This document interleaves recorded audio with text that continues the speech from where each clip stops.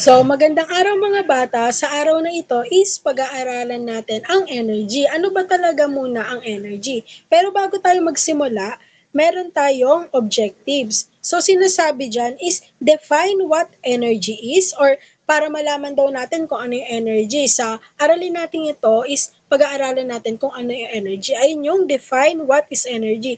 Pangalawa is identify different forms of energy. I-identify ko daw or i-identify daw natin kung ano yung mga uri ng energy or kung ano yung pinagkaiba ng iba't ibang energy. Pangatlo, explain the importance of energy in daily life. I-explain ko din kung gaano ba ka-importante yung energy sa pang-araw-araw nating buhay, sa pang-araw-araw nating gawain. Pang-apat is demonstrate how energy is transferred or transformed. So sinasabi dyan is paano ba natin nagagamit yung energy or paano ba nito nabubuo yung mga kagamitan gamit yung energy. So, una is introduction to energy or ano nga ba ang definition ng energy? So, sinasabi dyan, energy is the ability to do work or cause or change. Everything we do requires energy from moving to thinking. So, sinasabi dyan, lahat daw ng ginagawa natin sa pang-araw-araw, sa sa schools, kapag naglalaro tayo, kapag nag-iisip tayo, is meron tayong ginagamit na energy. Isipin mo, yung buhay natin, paano tayo nakakagalaw or nakakapag-isip or nakakapagsalita? Makakapagsalita ba tayo pag wala tayong energy? Diba? Hindi. Tas sinasabi dyan is lahat tayo is nangangailangan ng energy kahit sa pinakamaliit hanggang sa pinakamalaking bagay.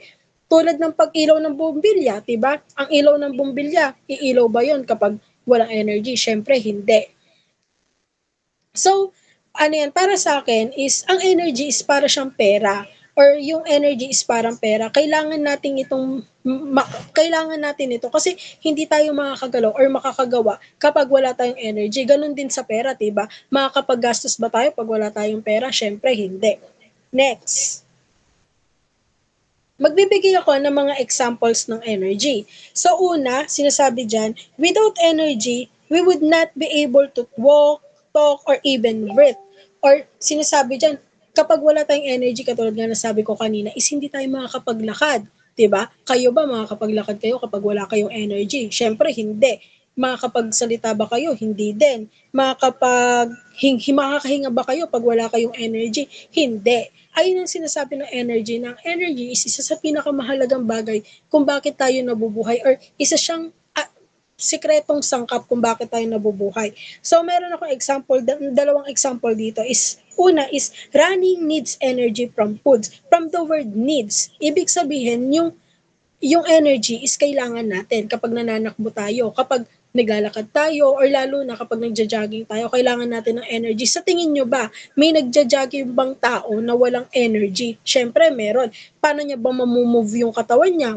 Forward and backward. Siyempre, kailangan niya ng energy. Sumunod, ito yung sinabi ko kanina, a light bulb needs electrical energy. Ang ilaw ba iilaw kapag walang energy? Siyempre, hindi. Next. Forms of energy. Ang unang forms of energy is kinetic energy or energy of motion. So sinasabi dyan, kinetic energy is the energy of moving objects. The faster of an object moves, the more kinetic energy it has. Kinetic energy depends on mass and speed. Heavier and faster objects have more kinetic energy. So sinasabi dyan, isipin mo, na may bola sa mesa. Ayun ang energy. Halimbawa, may bola sa mesa. Kapag hindi ito gumagalaw, wala yung kinetic energy. Hanggang walang gumagalaw or hindi bumabaksak or hindi nagmo-move yung bola, wala yung kinetic energy. Pero kapag tinulak mo na siya, ayun na yung tinatawag na meron na siyang kinetic energy kasi ano mangyayari kapag tinulak mo yung bola? Siyempre, gugulong siya. Or ano mangyayari kapag pinatalbog mo yung bola? Siyempre, tatalbog siya. Ibig sabihin nun, meron na tayong tinatawag na kinetic energy. So, magbibigay ako ng kinetic energy. Na halimbawa ng kinetic energy is kotse. Diba ang kotse, bumibilis. Mas maraming kinetic energy, mas maraming bumibilis. Sa tingin nyo, ano nagpapatakbo sa kotse? Siyempre, tao, diba? And yung gas, yung mga makina. Kapag wala yung mga yun, hindi tatakbo ng mabilis yung kotse. Isang tao na tumatakbo, kapag ang tao is mabilis na tumatakbo, mas mataas yung kinetic energy niya. Ibig sabihin, the more na mas mabilis siyang tumakbo, mas mataas yung energy niya. Ayun ang tinatawag natin kinetic energy or energy of motion. Next, potential energy. Titingnan natin kung anong pinagkaiba ng kinetic energy at potential energy. Dito tayo kay potential energy. Una, potential energy is stored energy to an object, position, or condition. When an object is at rest but has the potential to move or release energy, it has potential energy. Ibig sabihin daw na potential energy, kung ang kinetic energy daw ay sa paggalaw, ito namang potential energy naman is nakatago na pwede mong gamitin. Isipin mo ha, halimbawa may isang bato sa ibabaw ng bundok, wala pa siyang kinetic energy dahil hindi pa siya gumagalaw, pero may potential energy siya. Kapag tinulak ito at bumaksak, nagiging kinetic ito. Ayun ang pinaka-potential niya, yung bato, 'di ba? Ayun yung bato, ayun yung tinatawag na potential. Ang kinetic is yung kapag tinulak na natin siya. Isang halimbawa ng potential energy is isang spring na nako-compress, 'di ba? Ang spring is ayun yung kinetic energy, ayun yung potential energy. Kapag binitawan natin siya or ni-release natin siya, ayun na yung tinatawag na potential energy. Ibig sabihin, may potential na gumalaw.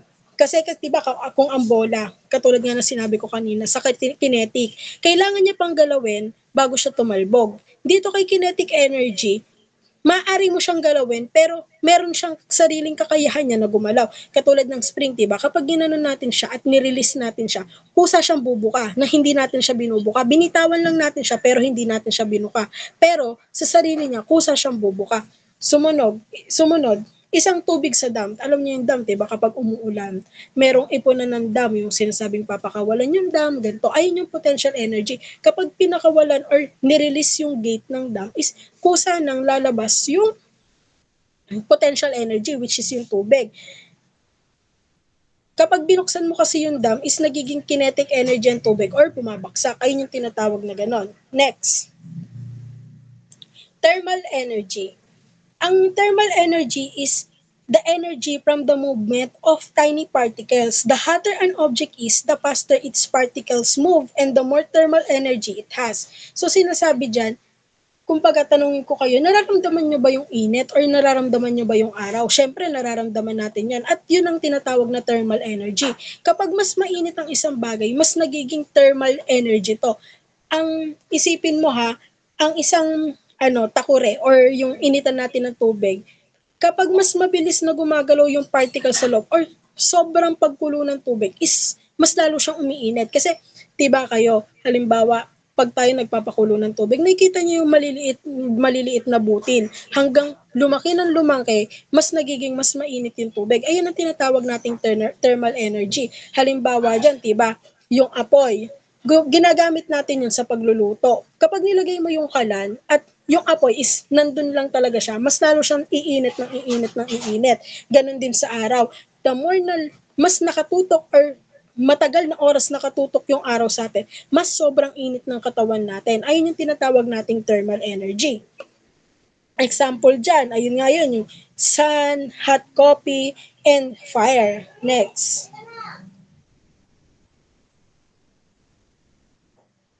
Next is light energy. Ano nga ba yung light energy? Ang light energy is a form of energy that allows us to see. It comes from luminous objects and travels in waves. Light energy can also be observed, reflected, and refracted or yung bent. So, ano nga ba yung light energy sa Tagalog? Alam mo ba na kung walang liwanag, hindi natin makikita yung lahat ng bagay? Kasi, 'di ba, pag uwi tayo ng bahay, 'di ba, ng gabi, pag walang ilaw, is hindi natin makikita kung ano yung dapat nating makita. At ang light energy is ay yung sumusuporta para magkaroon tayo ng paningin or para magkaroon tayo ng nakikita natin ng mga bagay, ganon. Isipin mo ha, kung yung mga laruan nyo is hindi nyo nilagyan ng battery, gagana ba siya? Hindi. So, sa tingin nyo, ano dun yung light energy? Diba, yung battery. Ayun yung tinatawag nating energy. Or di kaya, yung flashlight. Pag binuksan mo yung flashlight, ayun yung nagsisilbi nating light energy. Halimbawa, sa araw, yung pinakamalakas na pinagmumulan ng light is araw, 'di ba? Kapag walang araw is wala tayong energy or wala tayong nakikita masyado kasi gabi, 'di ba? Ngayon sa kandila naman, kapag binuksan natin yung kandila or sinindahan natin yung kandila kapag brown out, sa tingin nyo ba nagpo-produce siya ng light? Syempre, yes, nagpo-produce siya ng light kasi ayun nga yung ginagamit natin para makakita. Sa TV or cellphone naman, kapag tayo gusto natin maglaro and naka-power off yung cellphone natin, pag binuksan natin siya, meron ba siyang, nag-open ba siya ng light? Syempre, meron. Next.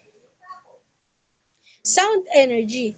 Ano nga ba yung sound energy? Sound energy is produced by vibration that travel through air, water, or solids. When an object vibrates, it creates sound waves that our ears detect. The louder the sound, the more energy it has. So sinasabi dyan, bakit ba natin naririnig yung mga tunog or bakit natin naririnig ang tunog? Dahil kasi may energy. Ibig sabihin, the more na merong energy is the more na nagbabibrate yung tunog, diba? Isipin mo, sa mga tambol, the more na binibigyan natin siya ng mas malakas na hampas, mas magbabibrate siya ng mas malakas na tunog. At ayun ang tinatawag na sound energy. Parang halimbawa sa boses natin, kapag mas nilakasan natin yung boses natin, the more na mas lalakas yung maririnig ng mga taong nakapaligid sa atin. And sa radyo naman, the more na nilakasan natin yung sound or pinihit natin yung mas malakas na sound, mas nagiging mas malakas yung bigay ng vibration ng sound. Ayun yung tinatawag nating sound energies. Diba meron tayong mga tinatawag na sound waves, makikita mo yung sound waves, kapag umaangat siya, mas nagkakaroon ng mas magandang bigay yung sounds. Kumbaga, mas malakas talaga yung sounds. Next. Electrical energy. Electrical energy, it powers many devices and appliances in our homes, schools, and workplace. Electrical energy can be generated using batteries, generator, or power plants. Mali yung sinabi ko kaninang sa lights na battery yung nagiging lights. No, which is yung flashlight yon. So, nandito na yung battery. So, sinasabi dyan na ang halos lahat doon na electrical or lahat ng bagay na ginagamit natin or mga gadgets na ginagamit natin ngayon is lahat na is may electrical. Pansin nyo sa generation natin ngayon is marami na napoproduce na mga technology which is na kailangan na talaga ng electrical energy katulad ng cellphone, TV, ref, electric fan ay gumagamit na ng electric energy. So, paano nga ba gumagana yon or saan ba galing ito? Galing ito sa kuryente na dumadaloy sa mga wire. Ayun yung electrical energy upang paganahin yung kagamitan, 'di ba? Kapag binuksan natin yung TV, sa tingin nyo, saan nanggagaling yung electrical doon? Siyempre, sa loob ng wire. Ayun yung tinatawag nating electrical energy. Halimbawa dyan is televisions and radio use electrical energy to function. Ayun nga yun, gumagamit tayo ng mga electrical na bagay para mag-charge. Sa tingin nyo, anong ginagamit nating pang-charge ng cellphone? Siyempre, cable, 'di ba? Yung cable or yung wire ng saksakan para mag-charge yung cellphone natin ay nang tinatawag na electrical energy, kuryente sa bahay.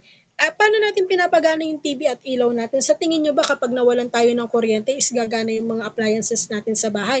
No, diba? So, meron tayong mga wire na which is kapag sinaksak mo is gagana na yung mga electrical energy na meron tayo.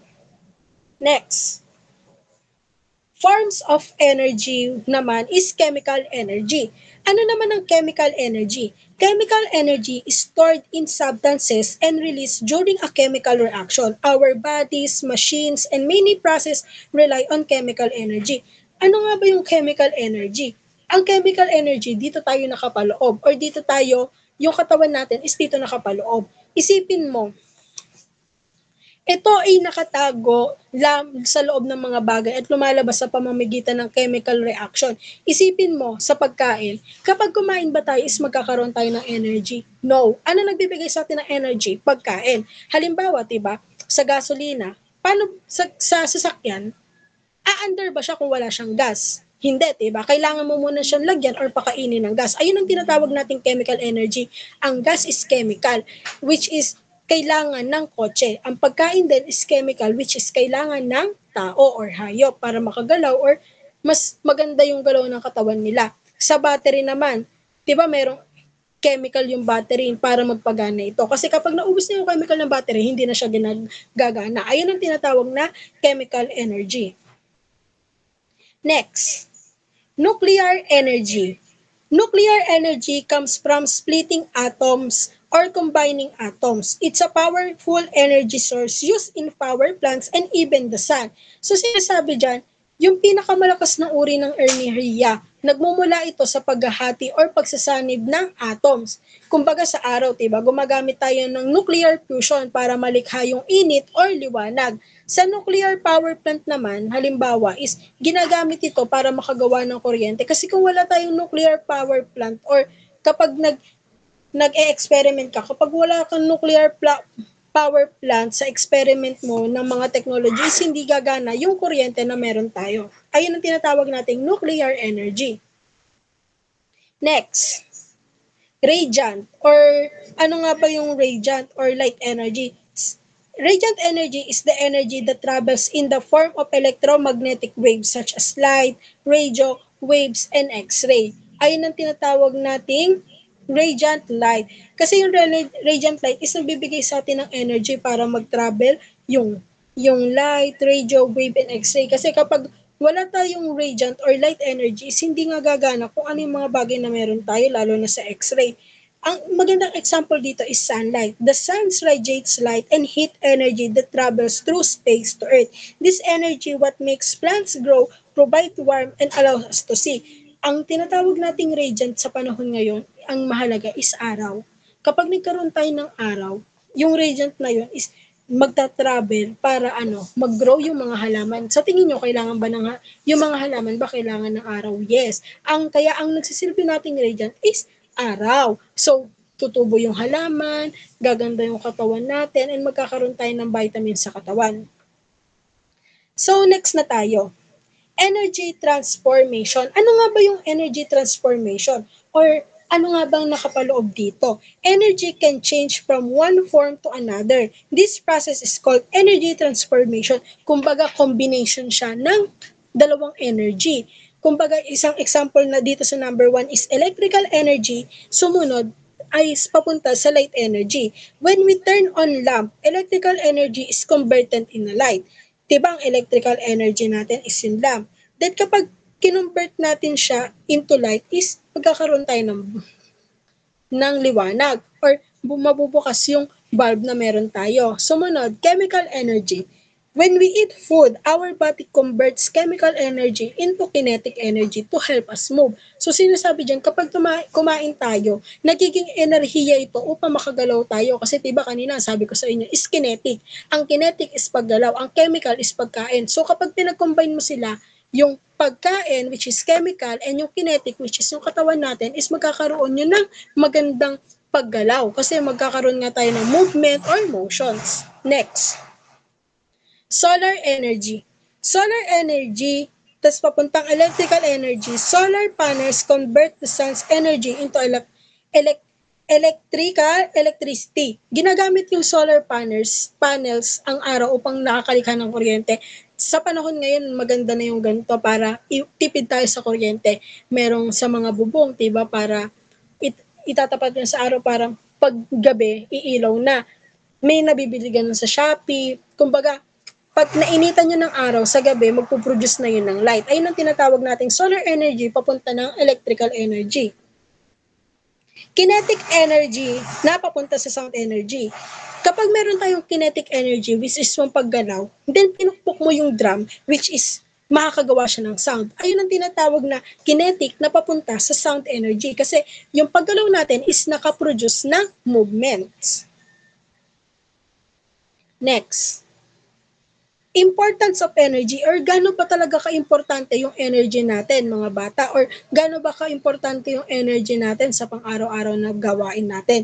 So, syempre dito, nakakapagluto tayo ng pagkain, napapainit natin yung mga pagkain na meron tayong ilaw, meron tayong pagkain, nagagalaw natin yung katawan natin, nakakapag-jogging tayo, at ayun ang kahalagahan ng energy sa pang-araw-araw natin. Sumunod, ano nga ba yung conservation of energy? Ibig sabihin dito is, paano ba natin tayo makakatipid or paano ba natin hindi maaksayado yung energy na meron tayo? So, kailangan, diba, patayin natin yung lights. So, sinabi dyan, turn off lights and appliances when it's not used. Ibig sabihin, patayin natin sila kapag hindi naman natin sila kailangan. Sumunod, use energy efficient appliances. So, gamitin lang natin kung ano yung dapat na pwede lang natin gamitin or kailangan lang natin, hindi porket meron tayong kuryente or meron energy sa paligid natin is aksayin natin na siya, which is hindi naman natin siya ginagamit. Next, walk or ride a bicycle instead of using bicycle for short distances. Kung meron ka naman bike, anong gagamitin mo doon para makagalaw? Diba kinetic energy? So, ayun yung mas magandang gamitin mo. At the same time, nakakapag-produce ng energy yung katawan mo and nagkakaroon ka ng masustansyang katawan. Kasi kung tamad ka at gusto mo lang magmotor, kotse, kahit malapit lang pupuntahan, nakakapag-aksaya ka ng gas. Kaya mas maganda, gamitin mo yung nakakagamit pa ng kinetic energy, which is yung katawan mo. Summary, energy is the ability to do work or cause change. Or sinasabi dyan sa lahat-lahat na yan, ang enerhiya daw is napakahalaga sa buhay natin. Kung wala ito, hindi tayo makakagalaw, makakakita, o makakapagtrabaho. Kaya mahalaga na gamitin natin ito sa tama at hindi natin sayangin. So, naintindihan nyo ba lahat, bata, yung napag-aralan natin?